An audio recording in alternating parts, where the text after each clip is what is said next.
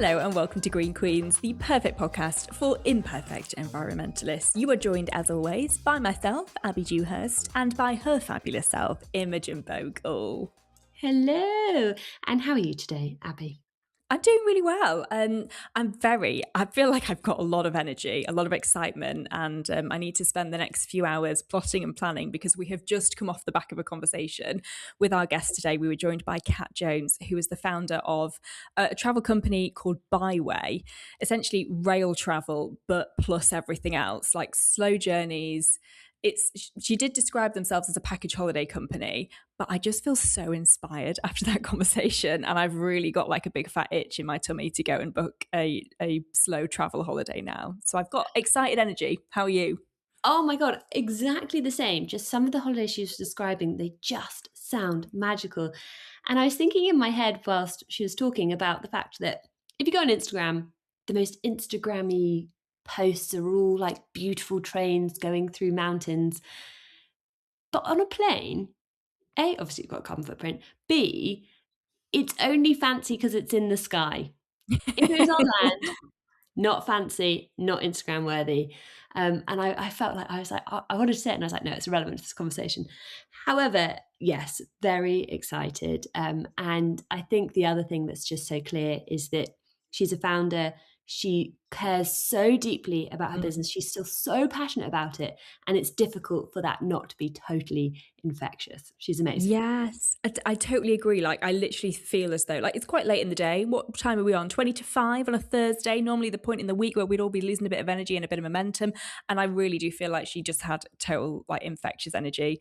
I've caught it. I'm ready to book something. My husband better watch out. In fact, no, me and you are going. We're doing a Green Queens Interrail Byway collaboration. There, I've said it. I'll book it. Well, this is it. And having done that amazing Interrail trip that we did last Yeah. year, and you can go and have a listen to both of those episodes, we know full well just the joy Mm. and the loveliness of slow travel. So we're huge advocates, and I'm sure more people will become advocates given just how tense the current flight situation is. So if you are thinking about planning a holiday and are a little bit nervous about it, this episode is for you.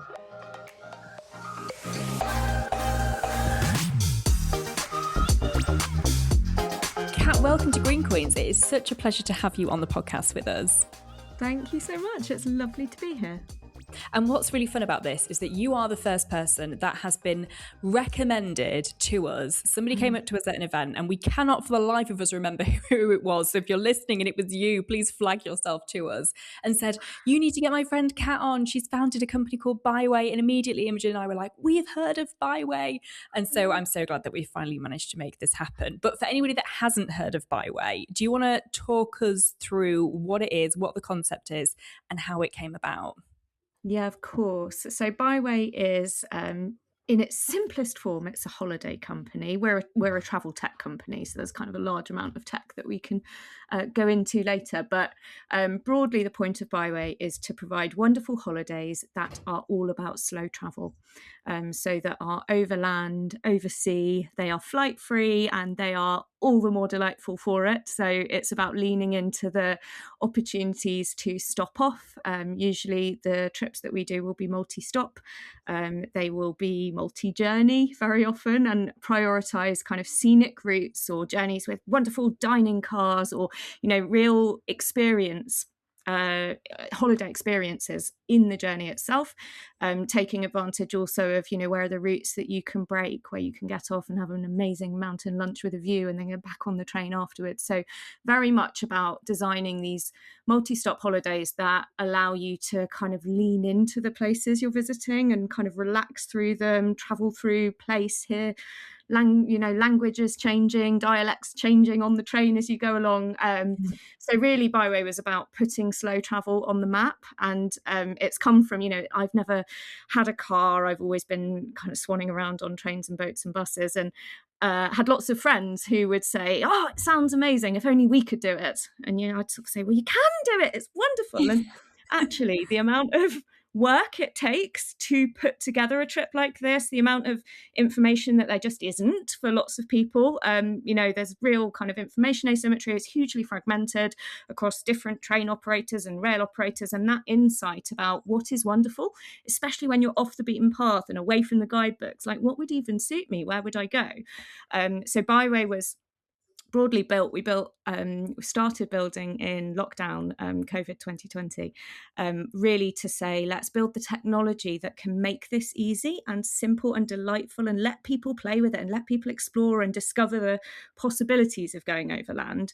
And let's also build the brand, go on podcasts and let's talk about this, and let's help people know it's an option for leisure travel. Lots of people just don't think of trains for leisure at all, and really give people an opportunity to give it a go, because when they do, they love it and they do more of it and they tell their friends about it.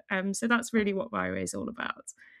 Well, Abby and I did an amazing trip last year where we did exactly that. We travelled by train, we went through France, we went through Spain, we went through Portugal, and had the most amazing time, and have proceeded to tell absolutely everyone and their dog about it. And just exactly as you described, like experiencing different cultures, going off the beaten track. It was like my favourite holiday ever, which I've had to be very diplomatic when I've told my husband about that. I'm like, it was the best holiday I've ever been on. Second to maybe our honeymoon, obviously. But I'm really curious to know, if it was so fragmented before, what was the sort of real nitty-gritty technical challenge that you had to solve to actually make this even possible in the first place? Yeah, so from a technical point of view, if you think about lastminute.com or Kayak or Skyscanner, these kind of online travel agents where you can go on and you can say, oh, I'll go at this time-ish and I'll look at various different flight times, and I can pop in a hotel and I can change the hotel and I can change the flights on the other end, and you can just kind of dynamically package all of that up, right? Real-time signals and connections. And that just wasn't there. There's just no dynamic. Well, before Byway, there was no dynamic packaging tech like that for something that was multimodal, that was flight free, and that had accommodation away from the airport hubs as well. So we had actually quite one of the first things before we raised any money. We've got amazing investors in the company now, but before we had any investors, we went to the UK government, Innovate UK, and said, actually, on the other side of COVID, like, this is the way we want travel to start to go. And we need technology to facilitate that. So our first money was a grant from the government to build this kind of disruptive tech that basically was go from the build on the shoulders of that kind of flight-based dynamic packaging, but tap into the rail and tap into the ferries and the fact that they don't always go into the same stations as well. It's not like you've got one airport, you've got multiple stations in a city. So how do we kind of route all of that? How do we get the real-time data about the timings and consider the fares as well, so that we're doing the most economical configuration of all of that?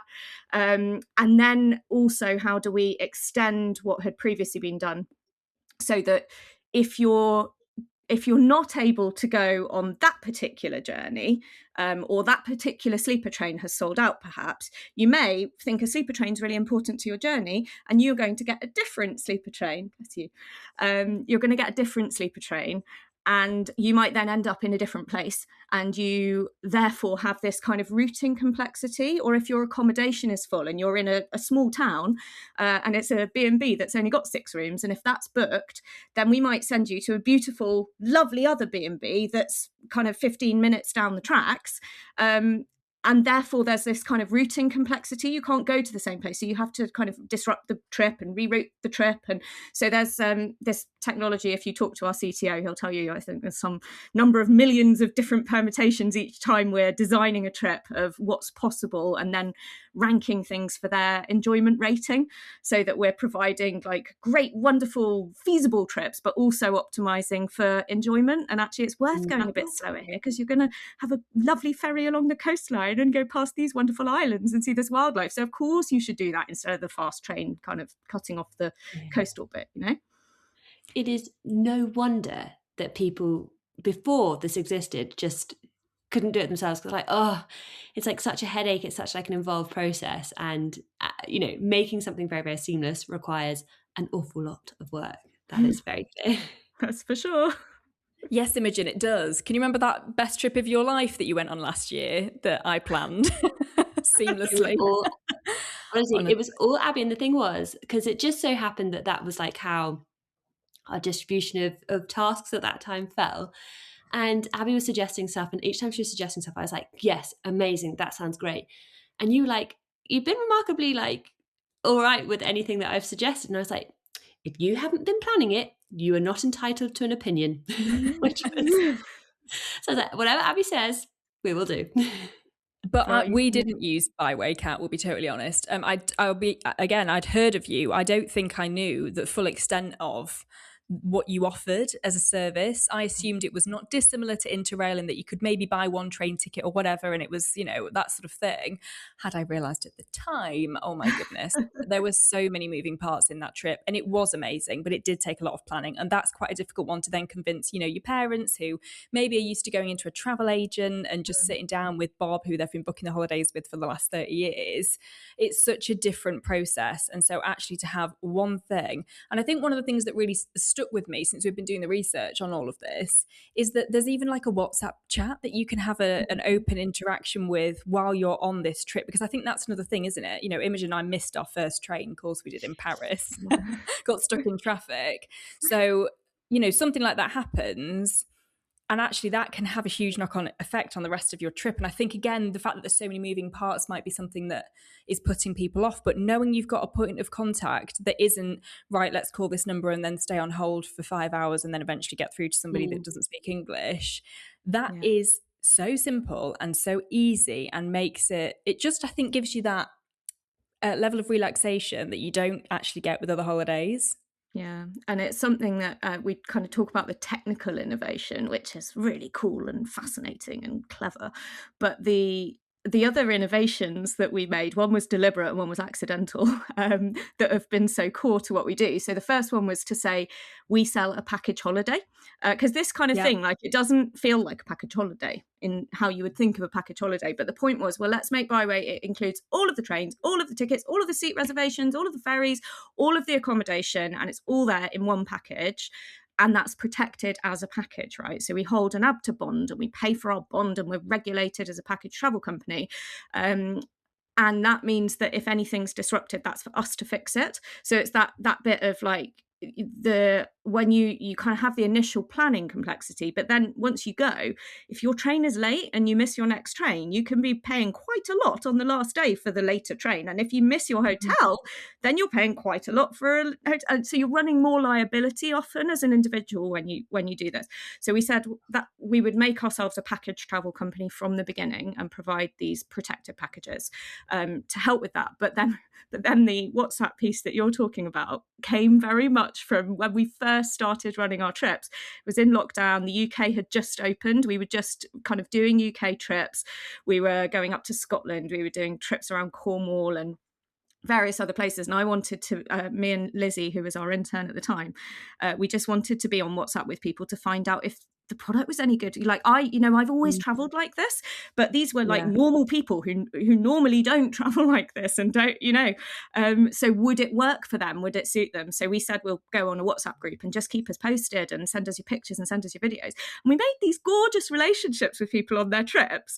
And we felt like we've really connected with these people and we've really enjoyed sharing their journey with them. And when they came home, they were flooding in 5-star reviews. And it was all about the WhatsApp group was the best. It was so nice to share it all with Kat and Lizzie, and they were so helpful if something went wrong. So now, 6 years on, that is a core part of our product. We've got a whole in-trip expert team who are there, and we've got, global coverage. So if it's at 2:00 in the morning, something happens with your sleeper, somebody's there and they're, able to sort it for you. But yeah, we didn't know that was going to be so critical at the early days. So wonderful. But I can totally see how that would be the case. Like, it's like you're texting your mates and letting them know how the trip was. And, like, if you have planned the trip of a lifetime and you've been going for coffees or wines with your best friend in the run up and you're like, oh my God, I'm so excited for it. And then they get there and you're like, send me all the pictures. It's that sort of thing. And, I love planning holidays and I absolutely love recommending things to people. And so I am always that person that's like, oh, send me pictures. How is it? like? Have you seen this? Have you seen that? So yeah, I can imagine living vicariously through all these people who are on holidays that you guys have arranged is just Quite a lot of so fun. wonderful. And this interview has been in the diary for quite some time, but it's actually ended up being very timely because of the fact that, you know, in 2020, nobody was flying, and then things kind of got going again and just felt like lockdown never really happened. However, now we are again experiencing, you know, huge issues with regards to flight cancellations, with regards to increasing in flights, with regards to people being stuck in various different places in the world because of the current climate, which is quite scary. And I think also, you know, that there's probably been more talk than I've known in recent years, just amongst like people in the gym and, you know, my sister and people on the school gates and things, around actually changing the way that they want to travel going forward. Have you seen much of an impact at Byway with regards to people sort of rethinking how they holiday and maybe looking at flight alternative routes? Yeah, we have. So we've actually recently, just in the last couple of months, our last minute bookings have pretty much doubled. So we're definitely seeing people sort of waiting, getting a feel, Yeah. and then okay, I'm going to go actually quite quickly, quite a lot later than normal. But then we're also seeing this shift with a lot more people now. You know, ever since as we've grown up as a company, you know, we started very much with people who got trains, you know, had maybe done an Interrail once, or you know, like, but sort of knew about train travel as an enjoyable thing. And as we've grown up, we've had more and more kind of people who usually fly or will do a, you know, an EasyJet flight to somewhere for summer and are kind of trying this out. And I would say this year, even more of that, right? Even more people who hadn't thought before this year that they might take the train are now thinking, oh, how are we going to go on holiday? And actually, can we Yeah. de-risk this at the moment? And actually, the train is a really good way to do that right now. And we've got some data as well, which I think our headline is that 14% of the people, we have a survey, maybe I'll orient first. We have a survey that we ask the people who've booked with us. If you hadn't booked with us, because we're a B Corp and we do impact reporting, this is really helpful metric. So we say, if you hadn't booked with us this slow travel trip, what would you have done otherwise? And some people say, I'd have flown long haul, or I'd have flown short haul, or I'd have driven, or I'd have got the train anyway, or actually I'd have stayed at home. And then we go, oh, we've had a carbon impact versus staying at home. Yeah. So it helps us kind of calibrate our climate impact. But we've had in that survey 14% of the people who previously said in that survey I'd have flown are now saying I would stay at home. So actually we're getting this big shift. And previously it was a choice, you know, I'll fly or I'll get the train, but now it's a choice between I'll get the train or I'm just stay at home. Not going, yeah. Yeah, which was, it was quite a significant impact. I think we were surprised to see it at that level. Well, it's just, you know, at the end of the day, people are investing a lot of money to go on holiday. Whatever the size of that holiday, they're also giving up their time and just want that assurance that things are going to work smoothly. And right now, when it comes to flights, you just don't have that at all. I've got some flights that are booked in June, and I'm like, will it happen? I don't know. They might, but you know, need to be prepared to pivot very quickly if it doesn't go quite to plan. I know that you will have gone on many, many different trips. So I wonder if you've got like, I don't know, top 3 that you're like, if you do these trips once in your life, these are the ones to do. Wow. Should have been ready for that one, shouldn't I? I know, I'm sorry about that. Okay, I think it's very hard to say these are definitely my top 3. So let me say three of my top ones. So I think one is there is a wonderful sleeper train that we picked up in Germany. So I have a couple of daughters who at the time would have probably been 6 and 8. And we often will take a kind of, I do a little bit of work so that we have, you know, 3 weeks of going off over Europe, but mostly we're on holiday. And we do that, we try to do that every summer. And we did a trip. We were in Ulm in Germany, which is quite rural, and we'd kind of gone through Stuttgart out to Ulm. We'd had a few days. And Byway, because we had children and we'd booked through Byway, and I think it was James on our concierge team who'd planned it and said, you must go back to Stuttgart, have a nice dinner in Stuttgart, get on the sleeper train, and then the children can go to bed. And actually that train then went through Ulm. Well, you know, had we been a couple traveling on our own, we would have just got on in Ulm at, you know, 11 p.m. That wouldn't have gone very well with the children, so we didn't do that. Anyway, that train took us from kind of a few hours of like intense rural urban Germany, where the children were kind of plugged into hustle and bustle and people in and out and busy train stations and busy restaurants. And then they went to sleep and they woke up in the middle of rural Slovenia. And it was just like massive trees and countryside and space and forest, and it was absolutely beautiful as the sun was coming up, and really magic. And then we stopped and we got off for Lake Bled. And we kind of got off in this tiny little station. They gave us a coffee on the train and we waited half an hour for a bus. And by about 7:30, we were paddling in Lake Bled in the middle of Slovenia. And it was just a really magical transformation for us. So I think that was one. I think the other was the Rethink Railway, which is definitely up there. So if anybody has seen like train programs, they often will have this bright red Swiss train that goes through mountains and past glaciers, and that's the Bernina Express, which is the famous train, and it is an absolutely amazing route, and you go over loads of tunnels and loads of viaducts and all sorts, but you're right up in the high mountain passes of the Alps between Italy and Switzerland. But there is a local train that runs on exactly the same route. So we do book the Bernina Express at Byway, but we much prefer to book the local train, which goes exactly the same way on this Rethink Railway. It's a UNESCO railway, and it takes you through. So we did this with the children, and we booked during a Byway free first class upgrades promo. So we were in this first class ticket on this empty carriage. The tourist train is like heaving very often, huge windows, and we were going past the most fantastic mountain scenery, and it's a single track as well. So we had the train would stop and pause and let another train come past, and every time it did, the driver let my daughters go and like drive the train. So obviously they didn't actually drive it, they sat in the seat and they could basically be doing this wonderful journey. So I would definitely say that one is up there, and I've spent quite a long time on two. Do you want another, or do you want me to let you ask something else? We'll go for a third, because I'm like, this is great for, I'm stocking these up. Good insights. Yeah. Okay. So I think my third is going to be Scotland.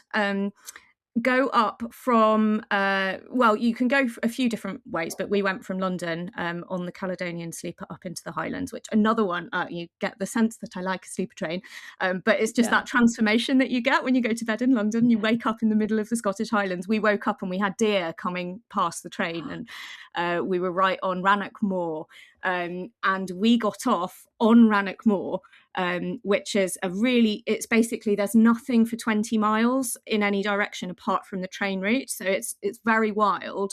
There are no roads, and there is one kind of signal box which has a couple of rooms. We stayed in the signal box in Carreur, which is the train stop, and you get straight off the sleeper. You go there, you kind of check into your room, which is right on the rails. It's the closest I've ever slept to a train. The train's coming past just outside your window, not very often, luckily, but it was just absolutely magic, because we did masses of hiking and outdoors and saw amazing wildlife.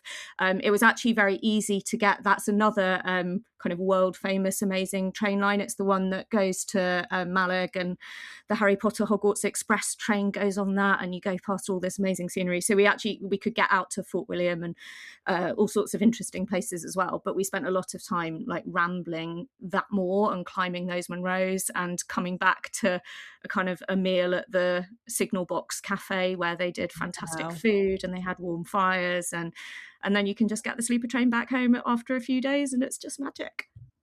Insane. I feel like a sleeper train, I've never done one and it is on my bucket list, but I think the Caledonian Sleeper might be a good initiation. Or there's one that does to Cornwall, isn't there, from London as well? Yeah, there is. Yeah, I need to get a sleeper train. So I'm just going to read out a comment, actually, because I did a post about the fact that the flights are up in the air at the moment the other day, and I had a comment from somebody who said, we want to go to Scotland next month and can't work out if the flights there will get affected. So I said, definitely just get the train or drive. It's not worth the risk. It's also so beautiful to see that journey from the ground. And her response was, I have 3 children, so I'm not sure that the long journey is worth it. Kat, what is your response to that? Well, I only have 2 children, but I feel like it generalises to 3. So I mean, it's so much nicer than flying in my experience with children, right? Because the minute you're on the train, you're on holiday. You're not schlepping through airports, you're not managing bag drops, you're not queuing for passport, especially if you're domestic, right? You haven't even got passport checks or anything. So I would definitely say with children, it will be so delightful, but be prepared, pack good colouring. Like we always take kind of colouring and art materials. We play, like what are those games where you draw the people and you all draw a head and you fold it over and you all draw the Yes. shoulders and you see how your people are going to turn out. So there's quite a lot of like, we'll take Uno every time. So lots of sort of games to play together, audiobooks to listen to separately, music as well, because there's such lovely views. And actually with the children, Yeah. if you've got like what kind of music would go with this kind of scenery right now, and you can choose some songs and they can just sit and watch and listen, like that is really interesting to me how captivating that is for quite a long time sometimes. So I think like really, and you can walk up and down, you can walk kind of miles, it feels like, down a Yeah. train and back again and wave at everybody, and you can't do that on a plane either. So actually there's like such variety that's possible, and you've got your space and you've got your hopefully a table. So I really recommend it with children. Yeah. That was certainly something that I kept thinking about when we went away last summer, was that my nieces would just love the fact that not only can they play games whilst they're traveling, but actually they can face their parents rather than being stuck in a line like you are on a Mm-hmm. plane.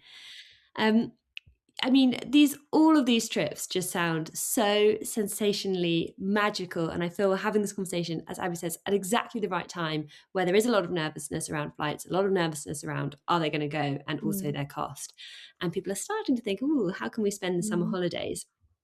But I'd love to know the impact so far and how many.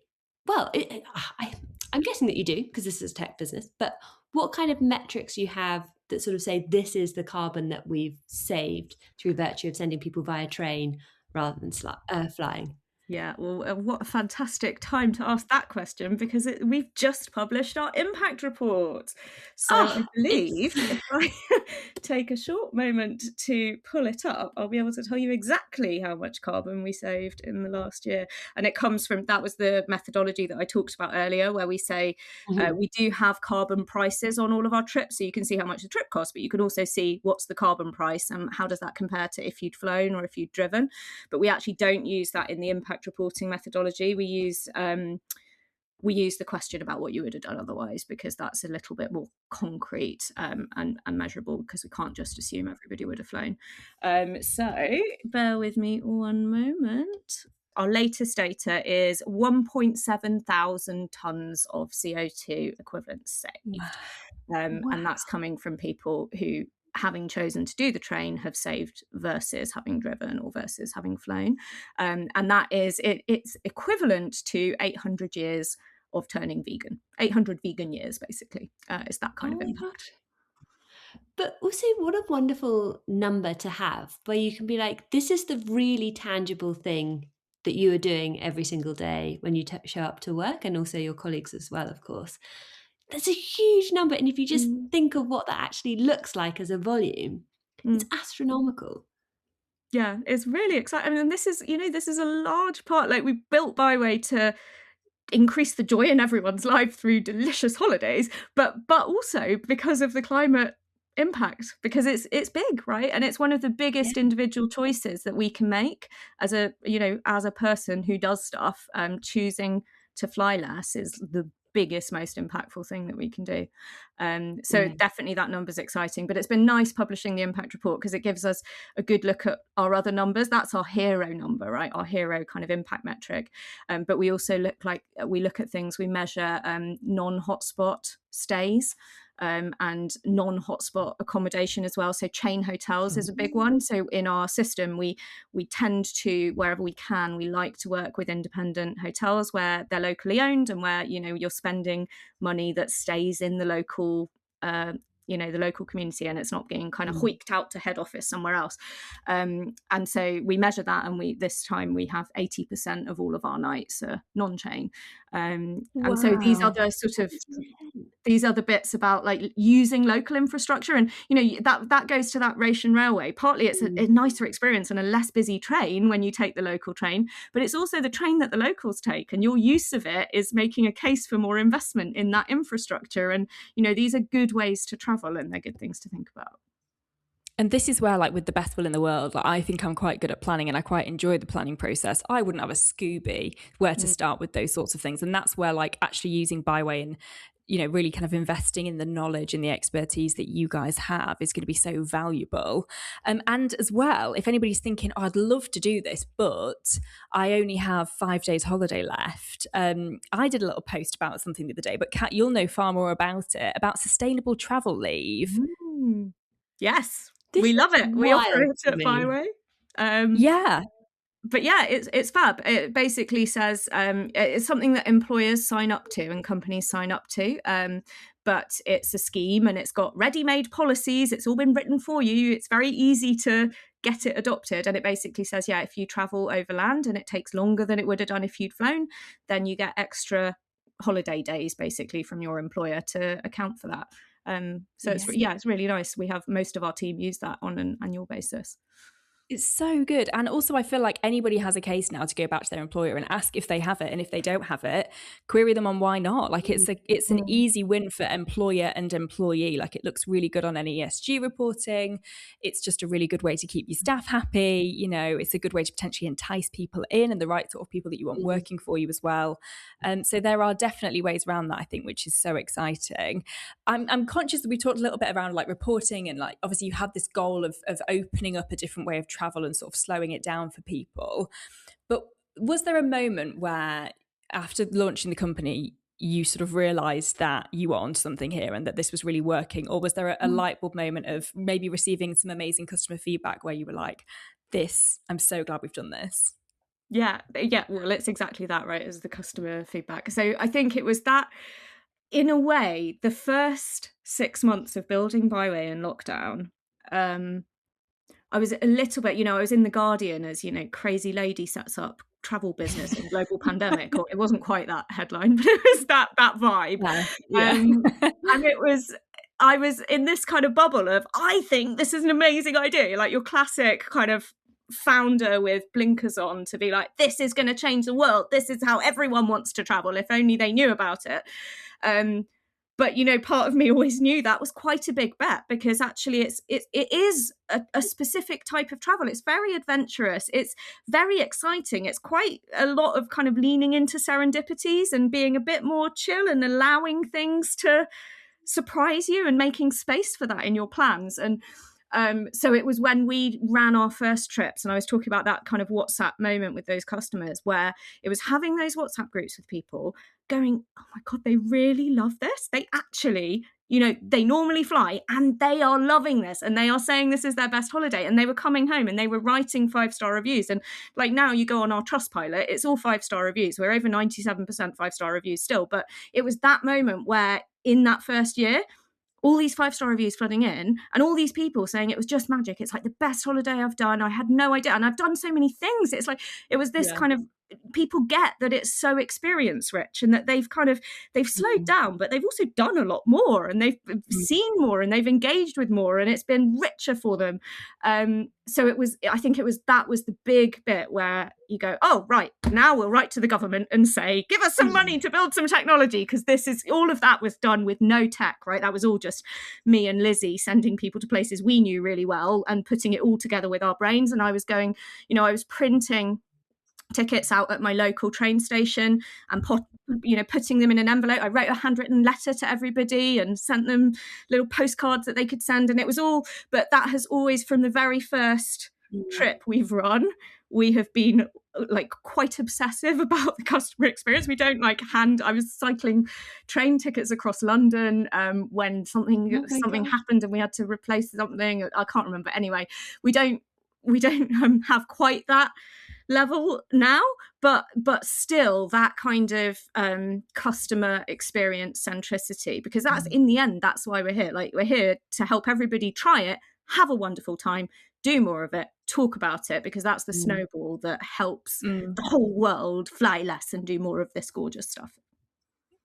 But given that it has such a personal feel and approach, have you found that actually your biggest source of new customers is through word of mouth from old customers? Yes. Yeah, it's a big one, kind of referrals, and it's interesting, isn't it? Because sometimes we do have a kind of referral scheme, and we can see if people use the referral voucher code. But actually, you also get a lot of people who are just like, "I just heard about you," and they haven't got a voucher code. They haven't got. They just, someone said it over dinner, and so there's a lot of that. And then there's a lot of repeat as well. For us, like people coming back, is a really big part of driving these bookings as well. Which, in the end, Mm. that's what shows you're building something good, right? 100%. I'm so excited to go away and like Yeah, investigate and get same. something planned. I'm really curious to know as well if maybe you could go back and speak to Kat the day before launching in lockdown, like about this whole thing and everything that you've experienced. What would you say to her, or what advice would you give her? Is there something that you've learned along the way that you wish you knew before you started? I know. I think. Well, no. I mean, yeah, loads, but I think it would be more like it's all it's gonna pay off, because what I did in those early days, I spent a disproportionate so before I founded Byway, I was a technology startup investor.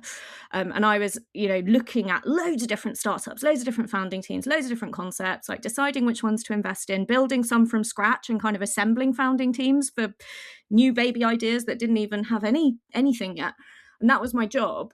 And the way that I operated early with Byway was more on the obsessive side around like handwriting letters to all our customers and like really like being on WhatsApp with everyone who bought a trip. And so certainly like that obsessive customer experience was probably more on the extreme end, and I felt like that was what I wanted to do, but I hadn't seen other founders kind of do that to that extent. So I think Mm. I had some apprehension about like, oh, I to be doing other, I'm a first time founder. This is the first business I've built. So ought I to like, it feels a bit inefficient. So I think there was that. And the other thing that I did was I talked a lot to a lot of people, and I rung a lot of people for help. So Mark Smith at Seat 61, if anybody's had half an hour of looking at trains in the UK, probably come across seat61.com, where Mark writes about every train you can take to everywhere. And he's got all this, like his website is just reams of this is how you do it, and this is how you configure it, and this is the best way, and there are different routes. And so I messaged Mark and said, is there any chance, like I want to build a business that's kind of technicalizing some of this? And he was really generous with his time. And now, Mm. he's a real partner for Byway, and we work together loads. But at the time, he let me buy him lunch and just talk to me about all his expertise for 3 hours. And I did that with so many people.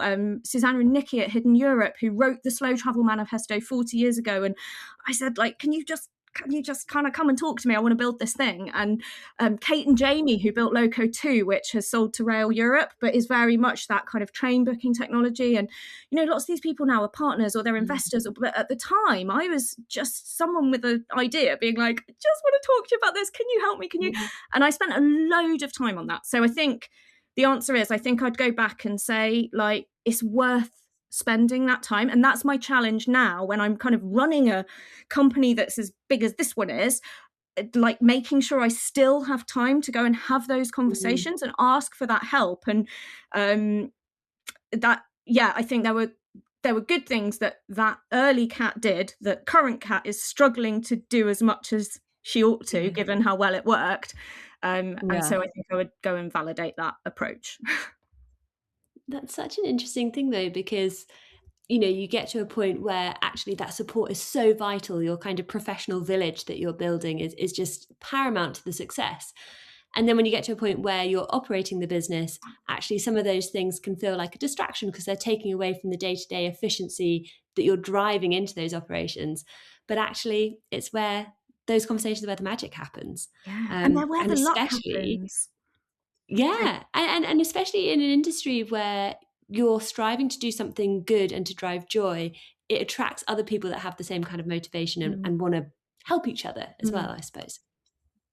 I want to know if you had a magic wand and you could change anything about the industry, about maybe people's mindsets, about, I don't know, anything to do with what you're doing, what's your kind of biggest frustration and thing that you would like changing, Kat? Can I have two? Yeah. Yes. Okay, I have my first one is the noise about this kind of travel, right? The number of people that are talking about overland options. I think, 6 years on, travel and holidays are still in many ways synonymous with flying across the industry and across the kind of mainstream mindset. And I think, gosh, wouldn't it be great if more people, like more companies, more travel companies, more mainstream media publishers, more travel conferences, more podcasters were talking about this more and putting it in the conversation, and just like a general effort to broaden, to remind ourselves that travel isn't just flying. There's lots of different ways of travel, and let's bring those other things into the conversation too when we talk about travel. So I think that's one. I think that would be lovely to see that moving forward quicker. And then the Interesting you other, should say, Kat. I won't mention who, but I did pitch to quite a well-known media show, should we say, the other day, an idea around this, around the fact that flights, expensive, being cancelled. Is this going to be the summer of kind of train travel and alternatives? And the feedback that I got from the producer, again, won't mention any names, was just, I really don't think that people are going to be looking at alternatives to flying like people want to escape. And that was just it. It was just a deadpan no. So you're so right. There's some serious mindset change to do, particularly because it's always the case with the media industry, but you get one producer and one commissioner and they've never considered it, and therefore it's nobody's considering it. Whereas actually you might have got somebody else on a different day whose maybe daughter's just done an Interrail trip or something like that. And so Imogen and I are trying, trust me. you're doing amazingly. I love it. And I think it's that, isn't it? Is there are these pioneers. There are pioneering brands. We're a member of Travel by B Corp, which is basically a load of travel brands that are B Corps.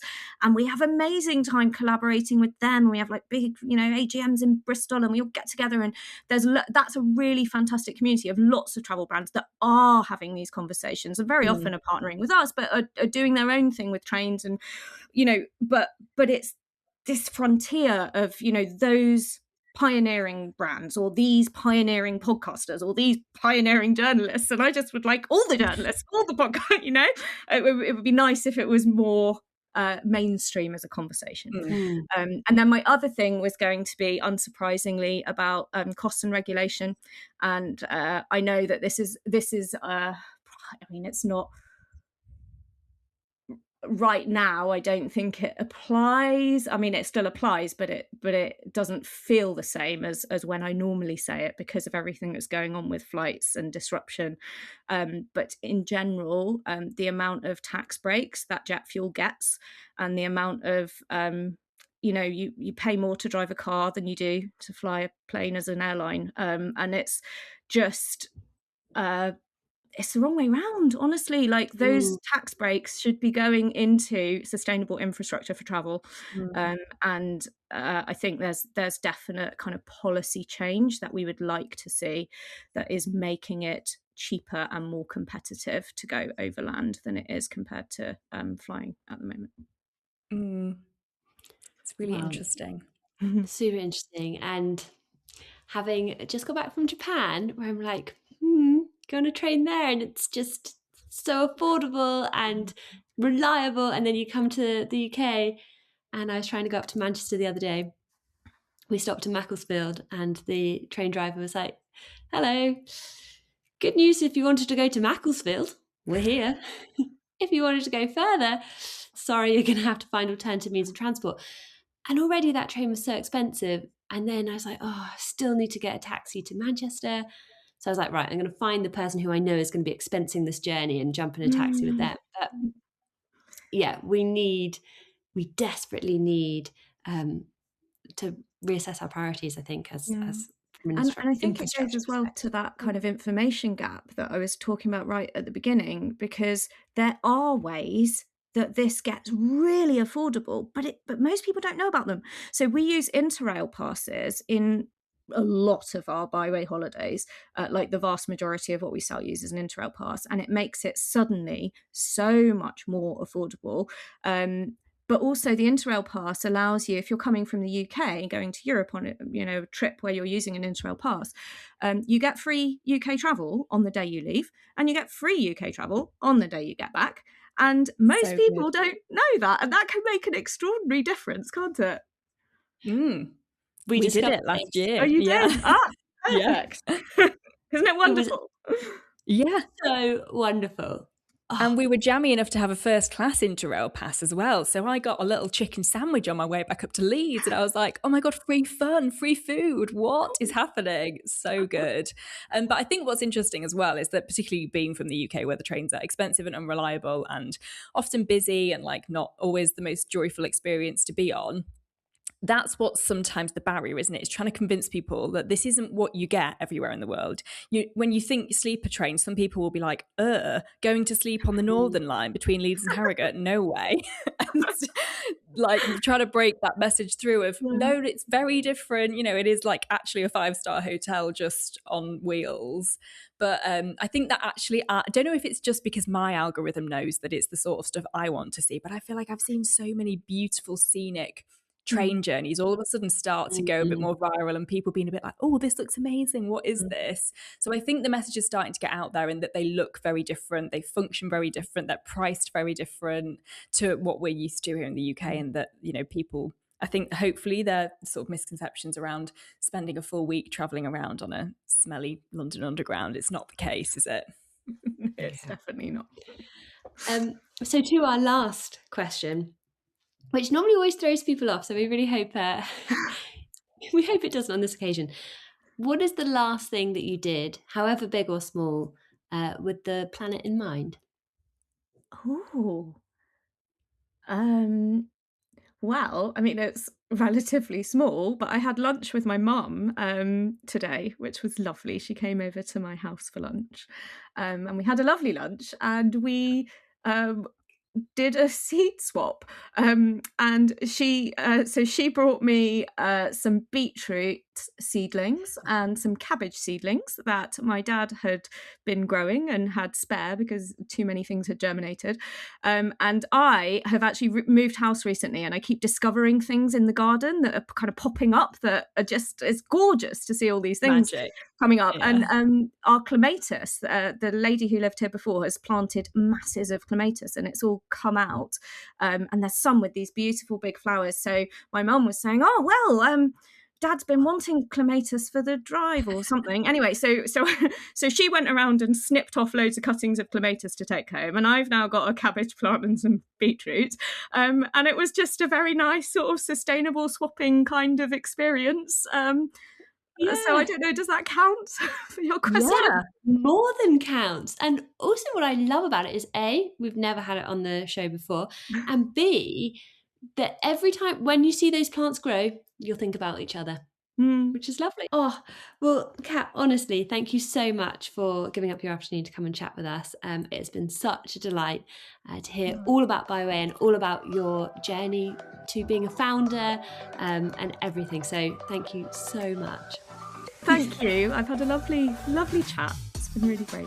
We hope you enjoyed this episode of Green Queens. If you did and you'd like to hear more, we'd be so very grateful if you could like, subscribe and join the Green Group Chat for weekly episodes.